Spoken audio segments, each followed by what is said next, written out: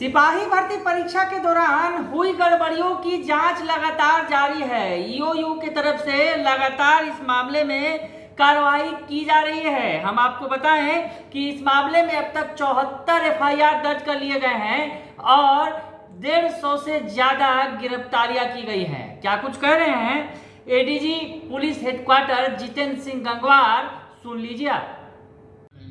हर district में हम लोग मोबाइल फॉरेंसिक यूनिट बैठा रहे हैं, जो कि मोबाइल वैन भी रहेगी और उसमें साइंटिस्ट रहेंगे। जहां कहीं भी जाना हो घटना स्थल पर हम शीघ्र पहुंचेंगे। अभी जैसा आपको बताया कि हमने 595 घटना स्थल पर हमारी टीम गई। अब जब ये हमारी जगह जगह पर टीम आ जाएगी तो और भी बहुत सारे मामले पर जाकर के करेंगे। तो 28 जिलों में भी जिला मोबाइल फॉरेंसिक यूनिट के बारे में कार्रवाई की जा रही है। इसमें भी भवन चाहिए, जो घटना स्थल से लाएंगे उसकी जांच के लिए इक्विपमेंट और साइंटिस्ट का काम चाहिए। जो घटना स्थल पर जाएंगे उनकी भी बहाली होना। ये तीनों विषयों पर भवन, इक्विपमेंट और साइंटिस्ट, इन तीनों मामलों पे इस पे भी कार्रवाई कर रहे हैं। ये जल्द ही हो जाएगा। मैंने सोचा इस विषय पर आपको आज अवगत कराऊं। आप लोगों को जानकारी है कि केंद्रीय चयन पर्षद सिपाही भर्ती की जो परीक्षा हुई थी उसमें अनियमितता कदाचार के संबंध में जो विभिन्न मामलों में एफआईआर दर्ज की है, वो एफआईआर को अब आर्थिक अपराध इकाई टेक ओवर कर रहा है। कुल अभी तक 74 एफआईआर दर्ज हुई हैं और आज तक लगभग 150 लोगों की इस मामले में गिरफ्तारी हो चुकी है। जो जिले जहां पर ये एफआईआर दर्ज हुई हैं उसका ब्यौरा आपको बता देता हूँ। सारण में 11 एफआईआर हुई हैं, भोजपुर में 10, भागलपुर में 9, नालंदा में 7, नवादा में 6, सहरसा में 5, लखीसराय, पटना में 4, रोहतास, मुंगेर, मधेपुरा में 3, जहानाबाद, जमुई में 2, अरवल, मोतिहारी, औरंगाबाद, बेगूसराय, शेखपुरा में 1। इन सभी मामलों की जांच अब आर्थिक अपराध इकाई की विशेष टीम कर रही है। उसकी दिशा में उनके द्वारा कार्रवाई।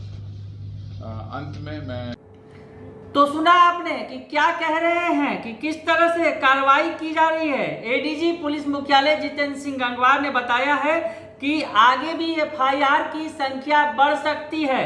अब तक 74 एफआईआर दर्ज किए गए हैं और इस आधार पर गिरफ्तारियां की जा रही है, मामले की जांच की जा रही है। हम आपको बताएं कि उन्होंने आंकड़ा बढ़ने का भी दावा किया है और उन्होंने ये बताने से इनकार कर दिया कि आखिर ईओयू किस दिशा में और किस तरीके से अनुसंधान कर रही है। उनका ये कहना है कि बस मामले की जांच चल रही है और जांच जैसे जैसे आगे बढ़ेगा दायरा और बढ़ता चला ही जाएगा। दोषियों के विरुद्ध तथ्यों और साक्ष्य के आधार पर कानूनी कार्रवाई की जाएगी, एडीजी मुख्यालय ये कह रहे हैं। तो हम आपको बताएं कि आखिर हुआ क्या था, किस तरह से परीक्षा में जिस तरह से बड़े पैमाने पर, व्यापक पैमाने पर गड़बड़ियां सामने आई थी। इलेक्ट्रॉनिक डिवाइस के जरिए चोरी की गई थी, नकल किया गया था और इसके पहले पेपर का आंसर की भी अभ्यर्थियों के पास पहुंच गया था, जैसा कि खबरें लगातार सामने आई थी। हालांकि पुलिस केंद्रीय चयन पर्षद जो सिपाही भर्ती के अध्यक्ष हैं उन्होंने ये स्वीकार जरूर नहीं किया था, लेकिन बाद में जब मामला सामने आया तो परीक्षा रद्द कर दी गई थी। जो पहले 1 तारीख को जो परीक्षा हुई थी वो परीक्षा रद्द की गई और आगे होने वाली 2 परीक्षाओं को स्थगित कर दिया गया था। तो हम आपको बताएं कि जो परीक्षार्थी हैं काफ़ी संख्या में चीट पुर्जे के साथ मिले थे। इलेक्ट्रॉनिक डिवाइस भी उनके पास पाया गया था, मक्खी डिवाइस था जिसके जरिए वो क्वेश्चंस हल करते नजर आए थे। और जिलों में, तमाम जिलों में इस तरह की जो चीज़ें सामने देखने को मिली, गिरफ्तारियां की गई।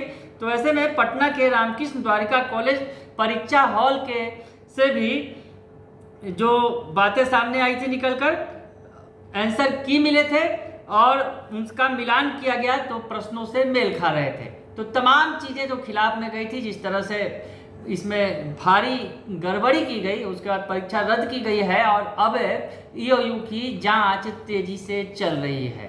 150 से ज़्यादा लोगों की गिरफ्तारी हो गई है और 74 एफआईआर दर्ज किए गए हैं। मामला और भी हो सकता है, बड़ा हो सकता है, क्योंकि 74 एफआईआर के बाद और भी एफआईआर दर्ज किए जा सकते हैं। तो ये बड़ी खबर है सिपाही भर्ती से जुड़ी हुई। बने रहिए कशिश न्यूज के साथ। तमाम खबरों से आपको अपडेट रखेंगे। फिलहाल के लिए इतना ही, धन्यवाद।